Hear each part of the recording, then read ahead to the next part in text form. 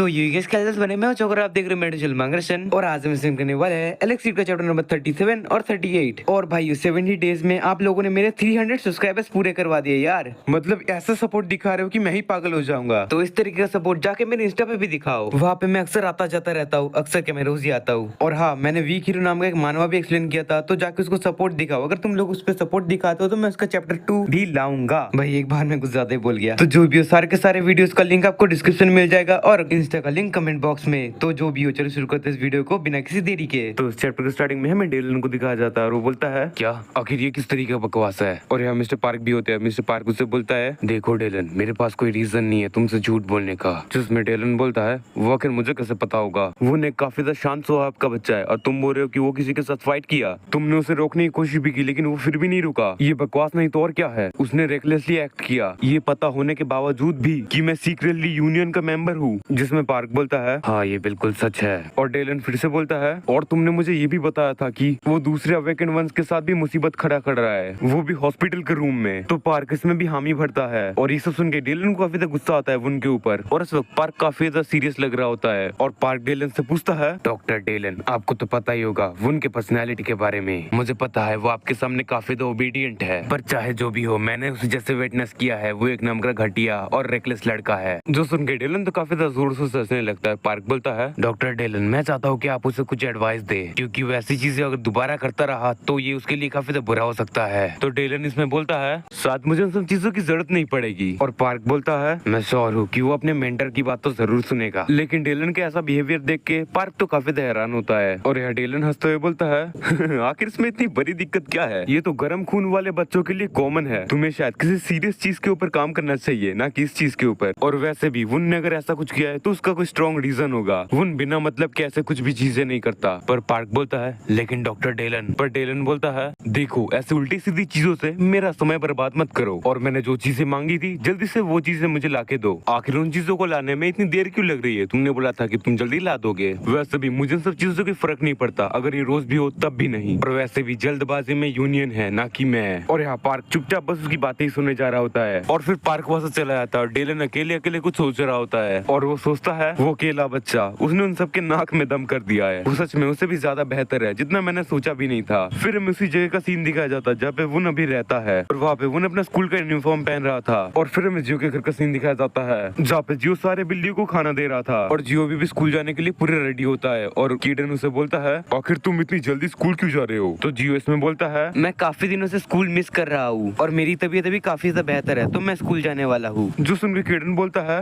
वैसे मैं तुम्हें रोकूंगा नहीं। और उस समय उस अवेकन बिल्ली का भी नींद टूट जाता है और उसके नींद टूटने साथ ही जियो से बोलता है ओ अच्छा, तो तुम उठ गई। तो वो अवेकन कैट उनकी तरफ घूम के देखता है और जियो से बोलता है क्या तुम अच्छे से सोए। और जियो कीडन के एक साथ देख के उस कैट की तो फट जाती है और वो बिल्ला ऐसा प्रेटेंड करता है जैसे उसने कुछ देखा ही नहीं और वो फिर से सो जाता है। और जियो धीरे से कीडन को बोलता है मिस्टर कीडन, क्या आपने इस चीज को नोटिस किया, वो फिर से सोने की नाकाम एक्टिंग कर रहा है। मैंने देखा है, हम जब आसपास होते हैं वो तभी ऐसा करता है। ओके तो ठीक है, अभी मैं स्कूल जा रहा हूँ। जो सुन के वो वेकेंट बिल्ला एक चैन की सांस लेता है और उठ जाता है। लेकिन उसे समझ आ जाता है कि स्कूल तो जियो गया होता है न कि कीडन। तो वो एक बार कीडन की तरफ देखता है और फिर से सोने की एक्टिंग करने लगता है और यहाँ एक ऑकवर्ड सी खामोशी छा जाती है। और फिर कीडन ट्रेनिंग करना शुरू कर देता है और वो मन में बोल रहा होता है तो आखिरकार मैं अपने पावर्स को रिस्टोर कर पा रहा हूँ। वहाँ पे हमेशा 2 लोग रहते थे तो इसलिए मैं ट्रेनिंग नहीं कर पाता था, मुझे रात को ही करना पड़ता था, वो भी हॉस्पिटल के रूफ पे। ये इतना ज्यादा अनोइंग नहीं होता अगर मैं अपनी असली स्टेट में होता तो। और वैसे ट्रेनिंग कर रहा होता है लेकिन वो कैट्स वो उसे ट्रेनिंग करने ही नहीं दे रही होती है, जिसलिए वो काफी ज्यादा गुस्सा हो रहा होता है। वो दोनों कैट्स आके उसे चिमट रही होती है जिससे वो काफी ज्यादा परेशान हो रहा होता है। फिर वो बोलता है तुम लोग मुझे परेशान कर रही हो, जल्दी से यहाँ से भाग जाओ। और ये सुन के वो वेकेंट बिल्ला काफी ज्यादा डर जाता है और वो यहाँ डर के मारे काफी ज्यादा कांप भी रहा होता है। और फिर हमें जियो के स्कूल का सीन दिखाया जाता है और वहाँ पे जियो कोई चीज देख के हैरान हो जाता है और वो चीज और कोई नहीं वुन ही होता है। और वो वुन को बुलाता है तो वुन उसकी तरफ देखता है और जियो उसके पास जाके बोलता है तो वुन तुमने फिर से स्कूल आना शुरू कर दिया। तो वुन इसमें हाँ बोलता है और जियो फिर से बोलता है तुम्हें तो काफी सारे चोटें लगी थी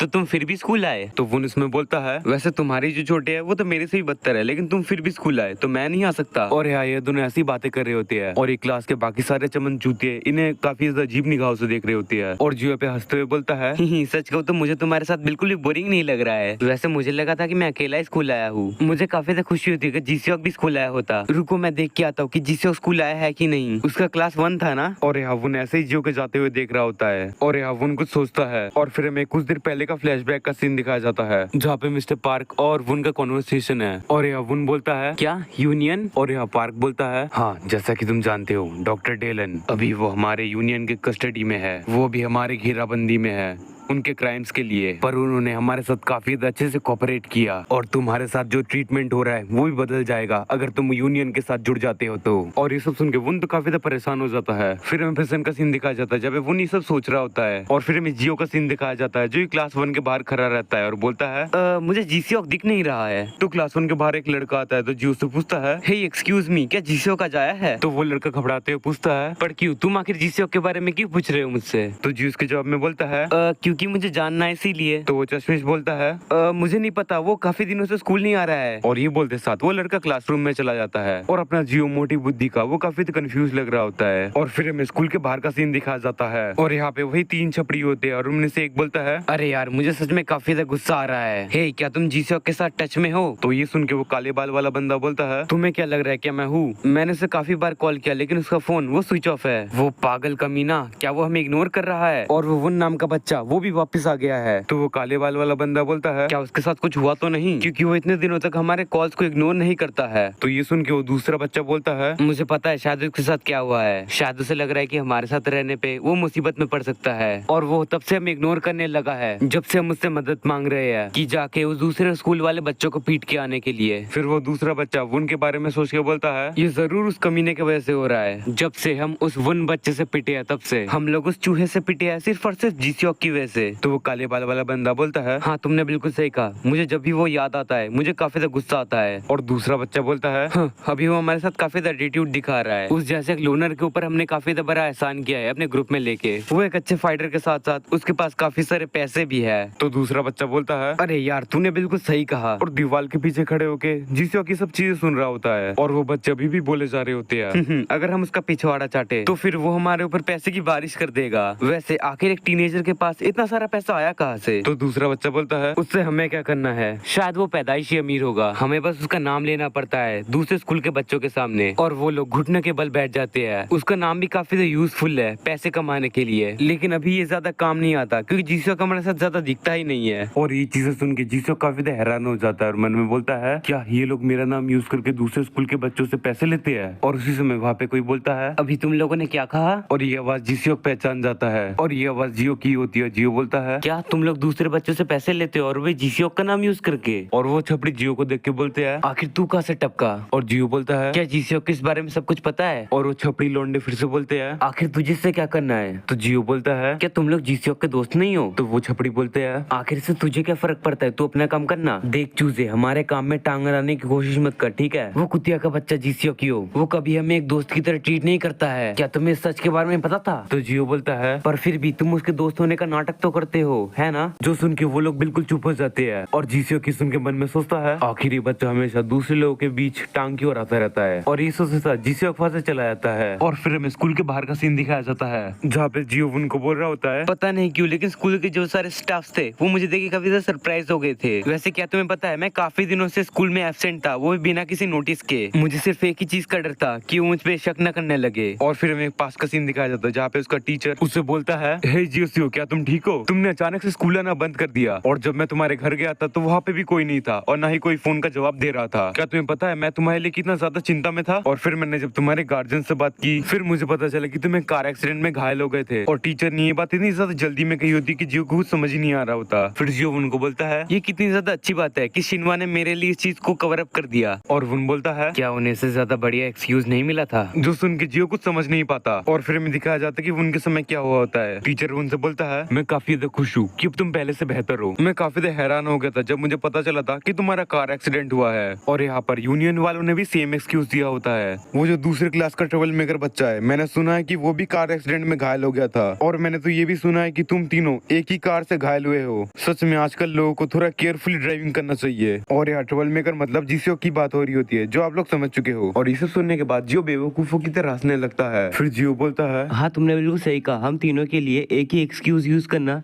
ये कोई स्मार्ट चीज नहीं है, लेकिन जो कुछ भी हो वुन, क्या तुम मेरे घर पे रुकोगे? तो वुन उसमें बोलता है क्या तुम्हारे घर पे? तो जियो उसमें बोलता है हाँ, अगर तुम्हें इसमें कोई दिक्कत ना हो तो। और वो जो बिल्ला है वो भी जग चुका है आज सुबह ही। और वो लोग ऐसे बात करते हुए जियो के घर जा रहे होते कि तभी उन्हें रास्ते में जिसोक दिखाई पड़ता है जो उनका इंतजार कर रहा होता है। और जिसोक उन्हें देखते साथ ही बोलता है आखिर तुम लोग इतनी देर क्यों हो गई? फिर ये सुन के जियो बोलता है हम लोग तो स्कूल से आ रहे हैं, वैसे क्या तुम हमारा बहुत देर से वेट कर रहे थे? तो जिसोक इसमें बोलता है नहीं ऐसी कोई बात नहीं, मैं यहाँ पे कुछ देर पहले ही आया था। तो जियो इसमें बोलता है अचानक से तुम हमारे घर विजिट करने चले आए, क्या तुम हमारे साथ हैंग आउट करना चाहते हो? तो जिसोक इसमें बोलता है ये सब बकवास है, तुम लोग क्या लगता है क्या मैं यहाँ पे खुद से आया हूँ? इन युग ने मुझसे कहा है कि वो मुझे यहाँ से पिक करेगा और हाँ आज हमें हॉस्पिटल भी जाना पड़ेगा। तो जियो ये सुन के बोलता है तो ये तो अच्छी बात है वुन, तुम मेरे साथ चलना। और जियो जब भी घर के अंदर आता है वो तीनों कैट्स उसके ऊपर चढ़ना शुरू कर देती है। और फिर किडन जियो के पास आ रहा होता है, रोज के कान में जाके बोलता है वो जो बच्चा है वो काफी देर से तुम्हारे घर के बाहर था, करीब 1 से 2 घंटे तक। और ये चीज सुन के जियो तो काफी हैरान हो जाता है और जियो के इस घर में आते साथ ही बोलता है व्हाट द फक यार, आखिर मैं फिर से इस घर में क्यों आया हूँ? और जियो से देख के सोचता है क्या वो सच में काफी ज्यादा देर से यहाँ पे खड़ा था? और हमें वो वेकेंट कैट दिखाया जाता है जो कि नहीं देख रहा होता है। और इस जगह जियो को लात मार के घर के अंदर घुसता है और बोलता है तुम मेरे रास्ते के बीच में हो, जल्दी यहाँ से हटो। और तभी उस बिल्ले की नजर वुन पे पड़ती है और उस पे पड़ते साथ ही वो काफी ज्यादा हैरान हो जाता है। उसके दिमाग में भी ये चल रहा होता है कि ये बंदा आखिर यहाँ पे कर क्या रहा है। और वो वेकेंट बिल्ला उसे देख के काफी ज्यादा गुस्सा हो जाता है और जियो उसका ऐसा बिहेवियर देख के बोलता है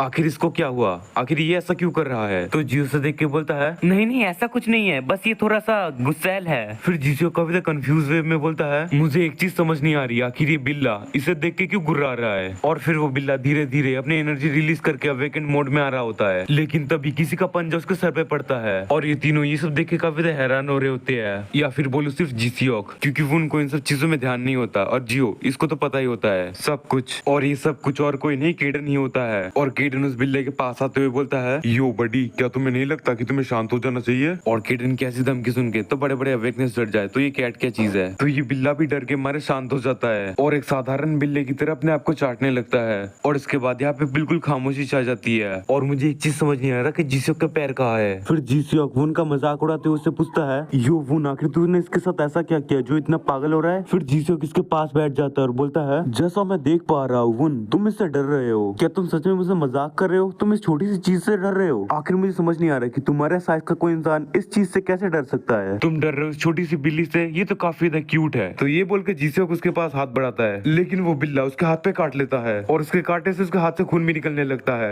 जो देख के जिसियोक काफी ज्यादा घबरा जाता है। उसका चेहरा कैसा हो जाता है वो तो आप देख ही सकते हो। और जिसियोक दर्द में चिल्ला के बोलता है मेरा हाथ, इस कमीने ने मेरा हाथ काट लिया, इससे खून निकल रहा है, दर्द कर रहा है, प्लीज मुझे कोई बचाओ। और सबके सब उसे काफी वियर्ड नजरों से देख रहे होते हैं। फिर जियो उनकी तरफ देख के बोलता है वो दिखने में बिल्कुल नॉर्मल लग रहा है ना? और जियो यहाँ पे उस वेकेंट कैट के बारे में बात कर रहा होता है और जियो को बीबी साइड में चिल्ला रहा होता है मेरा हाथ, मेरा हाथ। और फिर उन बोलता है हाँ तुमने बिल्कुल सही कहा। और फिर हमें थोड़ी देर बाद का सीन दिखाया जाता है जहाँ पे जियो उस बिल्ले को बोल रहा होता है मैं इतनी आसानी से इस बात को जाने नहीं दूंगा, तुम इसके लिए काफी ज्यादा पछताने वाले हो। टाडा, ये बोल के जियो अपने पास से कैट्स का खाना निकालता है, जो देख के वो तीनों कैट्स की तो आंखें चमकने लगती है। और फिर जियो बोलता है वेल वेल वेल, अभी स्नैक्स का टाइम है, पहले मेरे सामने क्यूट बन के दिखाओ, नहीं तो मैं तुम लोग को स्नैक्स नहीं दूंगा। और फिर जियो अवेकन बिल्ले को देख के हंसने लगता है और फिर वो गुस्से में बोलता है मेरे तरफ ऐसे देखने का कोई फायदा नहीं है, पहले तुमने मेरे साथ काफी ज्यादा बुरा बिहेव किया और मुझ पर अटैक भी किया, फिर भी तुम्हें लगता है कि मैं तुम्हें स्नैक्स दूंगा, अब तुम देखो बस। तो बिल्ला उसकी तरफ देखता है और बाद में उसे पूरी तरीके से इग्नोर कर देता है, क्योंकि कोई नॉर्मल बिल्ला नहीं, गीगा चैट बिल्ला है। और जियो उसे देख के बोलता है ये कमीना मुझे इग्नोर कर रहा है, ऐसे नाटक करना बंद करो जैसे तुम्हें ये स्नैक नहीं चाहिए। और फिर उसकी नजर केडन पे पड़ती है, ओए मोटे जल्दी से क्यूट एक्ट कर अगर तुझे स्नैक्स चाहिए तो। और केडन सुनकर काफी ज्यादा गुस्सा हो जाता है और मन में सोचता है क्या ये बच्चा इतनी कम उम्र में मरना चाहता है। और जियो कभी भी शांत नहीं हो रहा होता है, वो भी बोलता है क्या हुआ बे मोटू, जल्दी से कर ना, अगर तू क्यूट एक्ट करेगा तो मैं सच में ये तुझे दे दूंगा। और यहाँ पे ये दोनों बस चुपचाप इसकी पंक्तियां देख रहे होते हैं। और फिर हमें शिनवा का सीन दिखाया जाता है जहाँ पे इन जबरदस्ती चेयरमैन के ऑफिस में घुस जाता है और बोलता है चेयरमैन एक जरूरी न्यूज है, क्लाइन ब्रदर्स वो स्पॉट किए गए हैं, वो भी हमारे कंट्री में। तो चेयरमैन ने सुनकर पूछती है तो आखिर उनका यहाँ पे आने का कारण क्या है? तो इन्यू की सुन के काफी परेशान होकर बोलता है हमें ये कुछ देर पहले ही पता चला है, तो हम इस पे ज्यादा कुछ नहीं जानते हैं। और उसके साथ यूनियन भी इस चीज पे इन्वेस्टिगेशन कर रही है और चेयरमैन बस ये सब सुन ही रही होती है। और इसी वक्त यहाँ पे जियो का जाता है, जियो का आते साथ ही बोलता है हे इन्यू, आखिर तुम मुझे लेने क्यों नहीं आए थे? क्या तुम्हें पता है मुझे उन कमीनों के साथ हॉस्पिटल जाना पड़ा? और जियो की बोलते साथ ही इन्यू का चेयरमैन से काफी ज्यादा सीरियस लुक से देखने लगते हैं। जो देख जीसियोक बोलता है, हे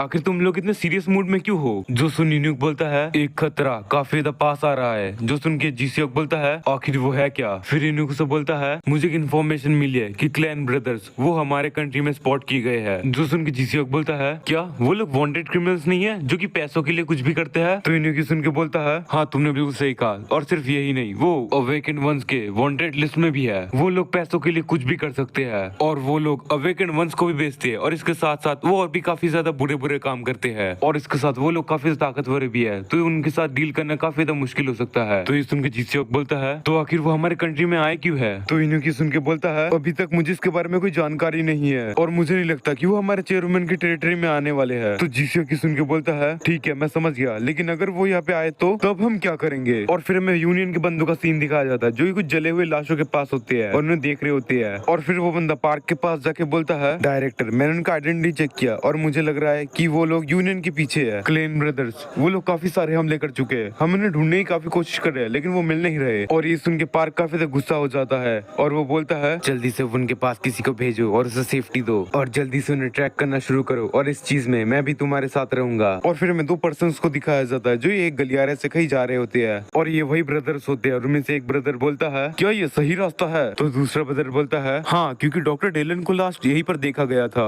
और यहाँ पे हमें पता चलता है कि ये लोग डॉक्टर डेलन के लिए आए हैं और जब ये लोग डेलन के लिए आए हैं तो हमारे हीरो से भी इनका सामना जरूर होगा। और फिर हमें देखने को मिलेगी शानदार सी मारधाड़ जिसका वेट आप सब लोग तो काफी ज्यादा देर से कर रहे होगे। और फिर दूसरा ब्रदर पहले ब्रदर को बोलता है, तो फिर चलो जल्दी से अपना काम खत्म करके फिर से घर जाते हैं।